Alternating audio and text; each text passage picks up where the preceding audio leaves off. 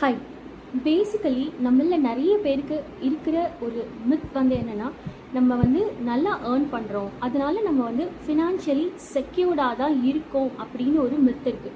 But in reality நம்ம financially செக்யூர்டாக தான் இருக்கோமா இல்லையா அப்படிங்கிறது தெரிஞ்சுக்கிறதுக்கு நம்ம ஒரு 3 கேள்வியை வந்து கேட்கலாம்.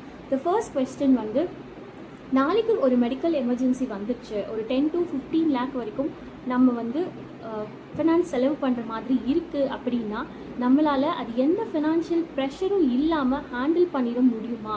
அது ஃபர்ஸ்ட். த செகண்ட் கொஸ்டின் வந்து, நம்ம நாளைக்கு இல்லை அப்படின்னு ஆயிட்டாலும் நம்மளை டிபெண்ட் பண்ணி இருக்கிற நம்ம ஃபேமிலி நம்ம இல்லாமையே நம்ம கொடுத்த ஃபினான்ஷியல் செக்யூரிட்டியை அவங்களுக்கு நம்மளால் கொடுக்க முடியுமா? அதுக்கு தேவையான எல்லா ஸ்கீம்ஸும் நம்ம எடுத்து வச்சுருக்கோமா அப்படிங்கிறது.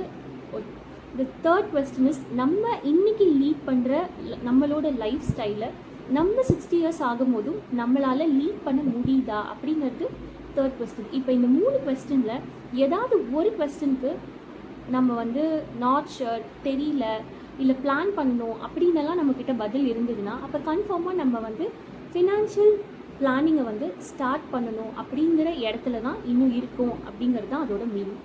ஸோ நான் Sukanya Rajendran, certified research analyst and investment adviser. I am here to help you build real financial security.